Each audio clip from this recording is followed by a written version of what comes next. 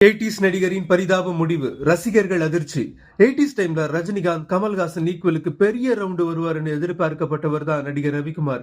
தமிழ், தெலுங்கு, மலையாளம்னு ஆரம்ப காலத்துல நடிச்சிட்டு இருந்த அவர் ஒரு கட்டத்துல ஹீரோ மெட்டீரியல் கிடையாது, வெறும் சப்போர்ட்டிங் ஆர்டிஸ்ட் தான் தெரிய வந்துச்சு.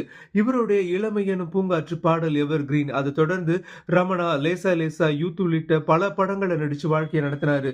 அதிலும் குறிப்பா ராதிகா சரத்குமார் இவரை சித்தி, செல்வி சீரியல்களை நடிக்க வச்சாங்க.